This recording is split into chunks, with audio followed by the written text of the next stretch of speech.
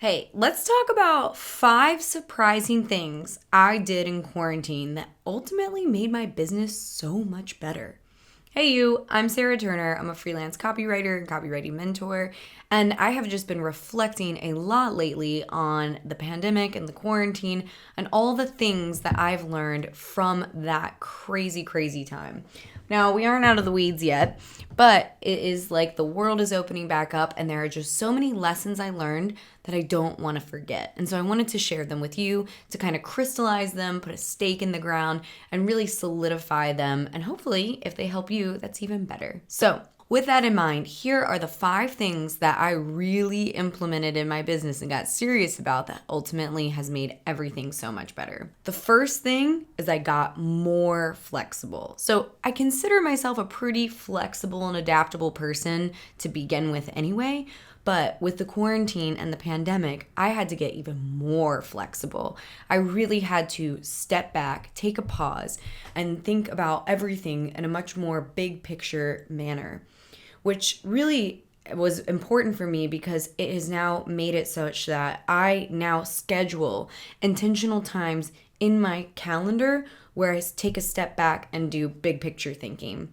And if you aren't doing that, I want to encourage you to do that. Actually put aside an hour in your calendar every 3 months. That's my favorite time period to do this in, where you can even call it big picture thinking, because it's important for you to step back and look at what's working, what's not, where am I experiencing resistance, because that's often a clue of something that needs to be changed or adjusted or have systems put in place so that it's not draining you of your energy.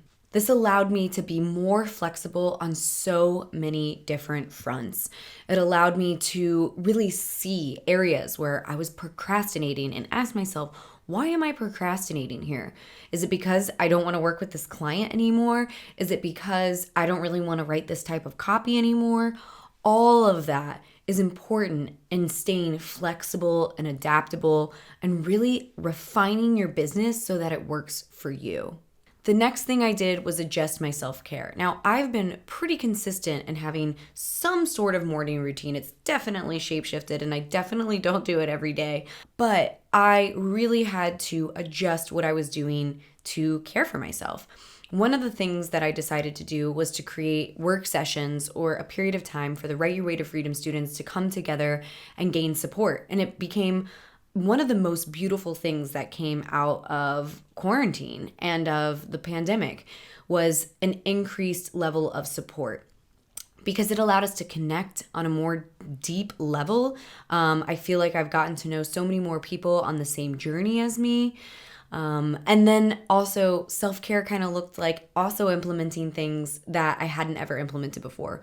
And one of them was actually fewer Zoom related sessions. So although I did really enjoy my work sessions and that became one thing I integrated, what I did do is really cut back on meetings, because it got to a point where I was really sick of just the constant, digital interaction with people. So one of my self-care things was to actually pull back from them. And I think that's an important thing to check in with yourself. Yes, it can be a great source of camaraderie and connection and relationship building. But if you're feeling zoomed out, listen to yourself and incorporate that into your ultimate self-care plan by limiting how much you actually do it. That way, you'll take so much more energy from the times that you actually do show up for yourself in that way. Also, the self-care became as simple as like making sure I get outside and walk my dog. Really adapting and changing what brought me more energy in my life was a very important part of this process. And I've taken away so many new things that have helped me have a more fulfilling day. This brings me to my next point. It kind of like bleeds into this one, but it was an increased collaboration. Increasing collaboration in my business was one of the most beautiful side effects of dealing with the quarantine. And what does that look like? That include joining communities online. That included, kind of reaching out to people in my local community and getting together with them and talking about them with their businesses, reaching out to entrepreneur friends who were, maybe we didn't talk about business that much before, but now we are definitely like talking about work and our businesses. a lot more to kind of get that support that we needed.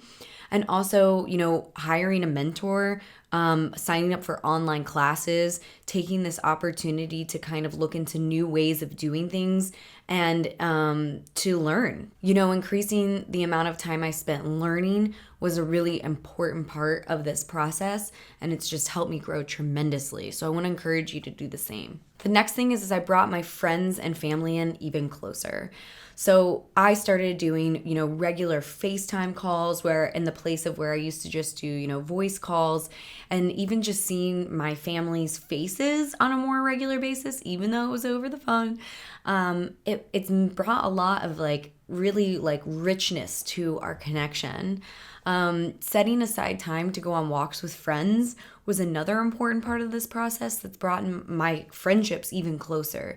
So yes, we had to quarantine. Yes, we had to put some distance between ourselves, but there were a lot of ways to actually bring the people who are somewhat close to you even closer into your life, whether it's going for a walk, whether it's meeting for a socially distanced coffee. Taking the time and making the effort to really bring people into your life is super important. And it was interesting because we all kind of had this shared experience to where it made it less weird, maybe. You could say to a friend, hey, I'm feeling super lonely. You want to go get a coffee? You want to go sit out in a park somewhere and just talk about life? People are so much more open to that. Whereas before all of this went down, people might have been like, that feels weird to say. But I promise you can say that to the people in your life. They're probably thinking and feeling the same way. So I want to encourage you to do that. And then the final thing is that I ultimately became more resilient. And I'm willing to bet that you did too. Resiliency is such an important part of being an entrepreneur.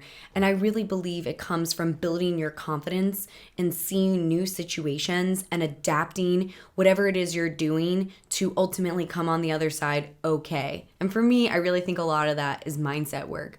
But building resiliency and self-resiliency more specifically is so important to growing your confidence and your ability to figure things out. Because ultimately, that's what being an entrepreneur is all about, is just growing your confidence and your ability to figure things out.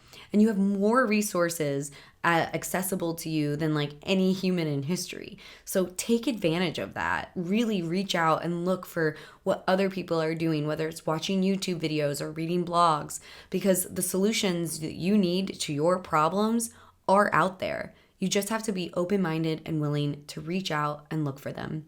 Because ultimately, if you figure out how to be more resilient and show up better for yourself in the face of a global pandemic, I want to applaud you and get you to take some time to really acknowledge what you've gone through, what you've learned from it, and pat yourself on the back because it was a big deal.